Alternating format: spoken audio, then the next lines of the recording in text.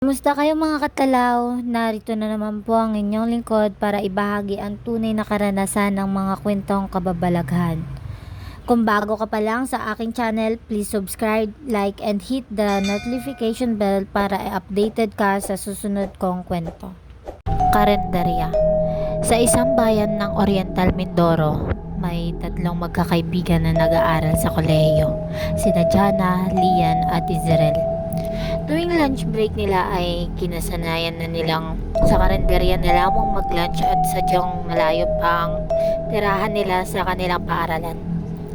Si Jana at Lian ay magkaklase samantalang si Israel naman ay nasa kabilang section. Tuwing labasan ay naghihintay si Israel sa gilid ng food court na lagi nilang tinatambayan.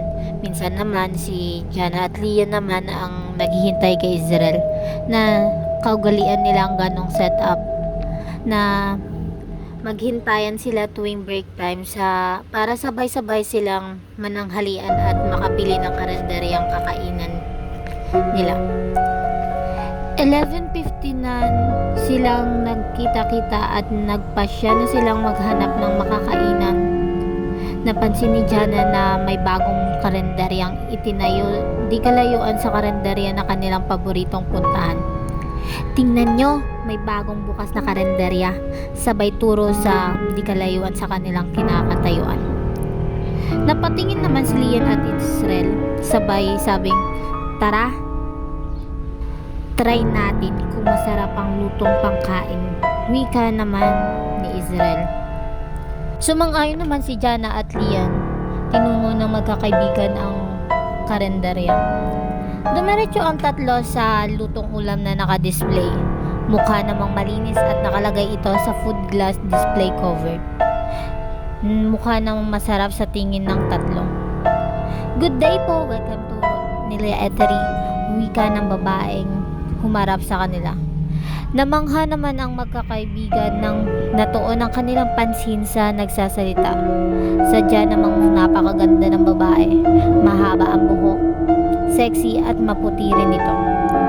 Sinikot ni Israel si Jana sabay sabi na sana all ganyan kaganda at kaputi. Wika ni Jana ay Miss Universe ang beauty. Nagsalita naman si Lian, uy, umorder na tayo at baka mali tayo. Alam mo naman, si Miss Minchin ang next period natin. Umorder na ang tatlo. 1 rice po at adobo, pakisamahan po ng mismo Coke, thanks. Wika ni Jana. Isang rice din po at dinuguan at mismong Coke din po, salamat, sabi ni Lian. Nang mag-order na si Israel ay biglang nag-ring ang cellphone niya.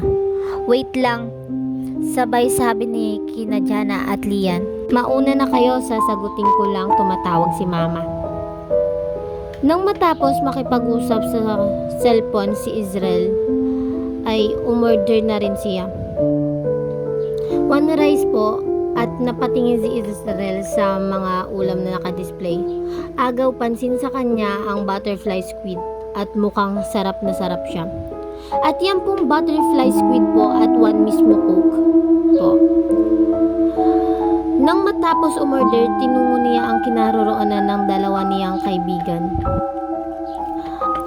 Ang tagal mo! Ang sarap ng lutong adobo nila dito. Malinamnam. Ang karne at juicy malambot, perfect. Dito ulit tayo tomorrow ani ni Jana. Kaya nga, ngayon lang din ako nakatikim ng dinuguan na di ko mapaliwanag ang lasa. Masarap. Bilisan mo Israel at baka malate ka na naman, wika ni Jana.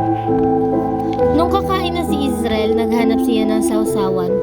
Binigyan naman siya ng ketchup, pero ang hinahanap niya ay toyo at kalamansi na may sili para kasi sa kanyang mas perfect yung kalamansi, sili at toyo sa butterfly squid. Pero sinabi ng isang serbidora, wala po kaming kalamansi, toyo at sili lang po. Di naman nagtaka si Israel, inisip niya na baka naubusan lang. Sige po, ketchup na lang po, sabi ni Israel. Kumain na si Israel at mukha namang sarap na sarap siya sa kanyang napiling ulam.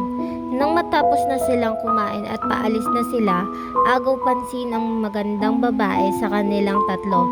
Dahil ayon kay Jana at Lian, kanina pa ito nakatitig sa kanilang tatlo at di mo mawari kung ano at tumatakbo sa isipan ng isang magandang babae.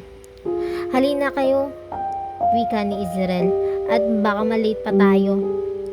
Dito ulit tayo bukas? Ang ani naman ni Jana. Sige, pero parang may something sa magandang babae. Ani ni Lian. Hay nako, tara na kung ano-anong pinagsasabi nyo. Sabat naman ni Israel. Kinabukasan, nagkita-kita ulit ang tatlo sa kanilang meeting place. Paano? Dun uli? Sabi ni Lian. Tara, ani ng dalawa.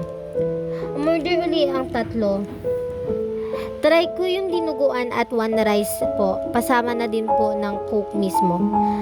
Ayun ang sabi ni Hana. Try ko po yung minudo, one rice din po.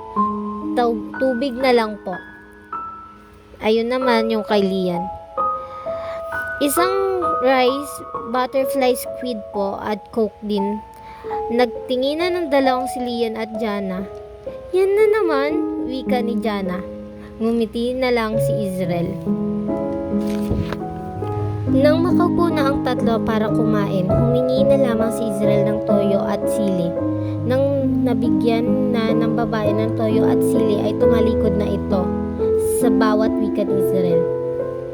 Nox, talagang nagbaon ka na ng kalamansi at tumawa na lamang si Lian. 5 pesos lang yan. Siyempre, mas okay kasi para sa akin ng toyo at sili at may kalamansi. Nag-umpisa na ang kumain si Lian at Jana, samantalang si Israel naman ay gumagawa pa ng sausawan.